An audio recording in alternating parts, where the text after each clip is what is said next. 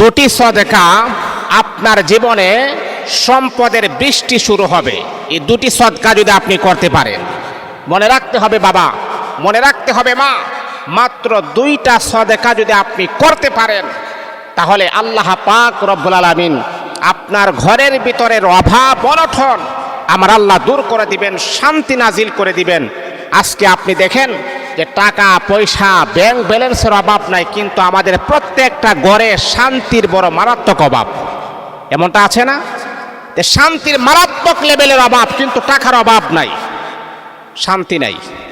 স্ত্রী কথা শুনে না, ছেলেটা কথা শুনে না, মেয়েটা কথা শুনে না, এমনকি স্বামীও পরকীয়াতে জর্জরিত, একে অপরের সাথে কোনো মিল নাই, মোহাব্বত নাই, ভালোবাসা নাই।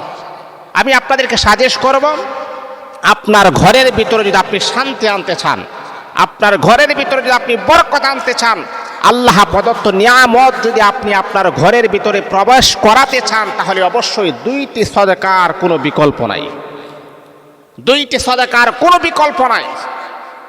মনে রাখতে হবে, দুইটি সদকার এক নাম্বার সদকা হচ্ছে, 4 পা বিশিষ্ট প্রাণী আছে না, ওই সমস্ত প্রাণীদেরকে আপনি খাবার খাওয়াবেন। হ্যাঁ, মনে রাখতে হবে এই প্রাণীটা আবার আপনার নিজস্ব কোনো প্রাণী নয়, ওই প্রাণীটা যেন আপনার পালিত কোনো প্রাণী যেন না হয়, কারণ পালিত প্রাণীকে তো আমরা অবশ্যই সেবা করি, এটা আমাদের স্বার্থের জন্যে, কিন্তু ওই প্রাণীটা আপনার নিজের না, কিন্তু আপনি ওই 4 পা বিশিষ্ট প্রাণী, ওই সমস্ত প্রাণীদেরকে আপনি খাবার খাওয়াবেন, তাহলে আল্লাহ পাক আপনার ঘরের ভিতরে আমার আল্লাহ রিজিক পৌঁছাইয়া দিবেন। একবার এক লোক এসে হযরত আলীকে বলেন, আলী, আমি মারাত্মক লেভেলের পরিশ্রম করি, প্রত্যেক দিন আমি পরিশ্রম করি, কিন্তু পরিশ্রম অনুযায়ী আমার আয় উন্নতি হচ্ছে না, আমি তো একেবারে অভাব অনটনের ভিতর বিরাজমান করতেছি, এখন আমি কি করতে পারি? নবীর সাহাবী আলী বললেন, তাহলে একটা কাজ করো, তুমি তোমার যতটুকু আছে, যতটুকু ইনকাম করে এর ভিতর থেকে তুমি দান সদকা করো, আল্লাহ পাকের মাখলুককে তুমি দান সদকা করো, আল্লাহ পাকের মাখলুককে তুমি সেবা করো। এই লোকটা বলতেছে, আলী, আমার নিজেরই কোনো নাই, সঞ্চয় নেই, আবার আমি কিভাবে আমি দিব? তখন আলী বললেন, তাহলে কি তোমার ঘরে কি খাবার নাই? হ্যাঁ, আমার ঘরে তো খাবার আছে।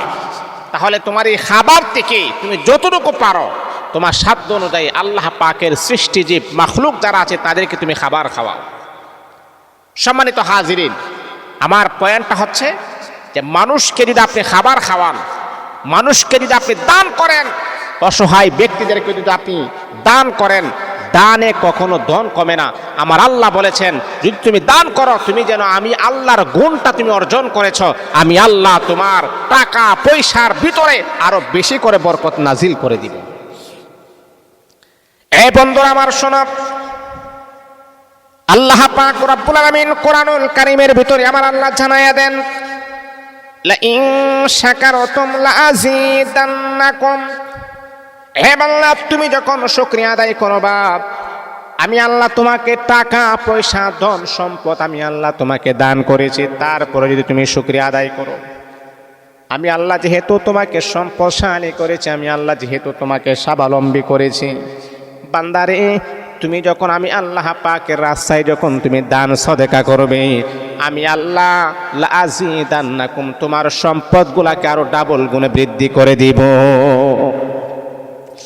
এই আমার বান্দা, আমার বান্দা, মনোযোগ দিয়ে শুনতে হবে।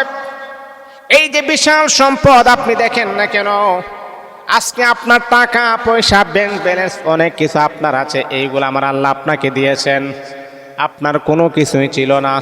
যদি আপনি মনে করেন আমার আল্লাহ যেহেতু আমাকে জিরো থেকে আমার আল্লাহ হিরো বানিয়েছেন, অবশ্যই অবশ্যই আপনার মাথার ভিতরে এই জিনিসটা কাজ করতে হবে, আমার আল্লাহ যেহেতু আমাকে দিয়েছেন, অবশ্যই আমিও আল্লাহ পাকের রাস্তায় দান সদকা করতে হবে। অসহায় অনেক ব্যক্তি আছে, অসহায় অনেক মাদ্রাসা আছে, যারা টাকার অভাবে লেখাপড়া করতে পারে না। অনেক মাদ্রাসার ছেলেরা আছে টাকার অভাবে লেখাপড়া করতে পারে না, তাদের দায়িত্ব আপনি গ্রহণ করেন, আল্লাহ আপনাকে দিয়েছে, আরো দিবে আরো দিবে আরো দিবে, তাদের দায়িত্বটা আপনি গ্রহণ করেন। কারণ এই সমস্ত মাদ্রাসার পর্যবেক্ষণ তো আমরা করি, আমাদের কাছে অনেক অসহায় ছেলেরা আসে, অনেক ছেলেদের মাও নাই, বাবাও নাই, টাকা পয়সা নাই, এইগুলা তো আপনারা দিতে পারেন, অনুদান দিতে পারেন, আপনি আপনার এবিলিটি অনুযায়ী মাদ্রাসায় সহযোগিতা করবেন। আমাদের কাছে এরকম আছে, আপনারা যদি পারেন নাম্বার আছে দিবেন, যোগাযোগ করবেন ইনশাআল্লাহ। তাহলে দানে কখনো কি হয় না, দন কমে না। দুইটা সদকা, একটা হচ্ছে 4 পা বিশিষ্ট প্রাণী, যেমন ধরেন গরু ছাগল আছে, অথবা আপনার এই যে বিড়াল আছে কিংবা কুকুর আছে, তাদেরকে যদি আপনি খাবার খাওয়ান, আল্লাহ পাক রব্বুল আলামিন আপনাকে আমার আল্লাহ প্রশস্ত করে দিবেন, দান সদকা বাড়ায় দিবেন, আমার আল্লাহ আপনার রিজিকের দরওয়াজা প্রশস্ত করে দিবেন।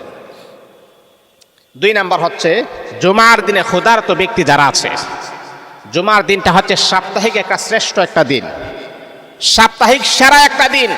এই জুমার দিনে যদি আপনি অসহায় ব্যক্তিদের পাশে আপনি দাঁড়াতে পারেন, আমার আল্লাহ পাক রব্বুল আলামিন আপনাকে অনালা টাকা পয়সার মালিক বানায় দিবেন, আসমানি নুসরত দ্বারা আমার আল্লাহ আপনাকে সাহায্য করবেন। অবশ্যই এই দিকে আমাদের ফোকাস রাখতে হবে।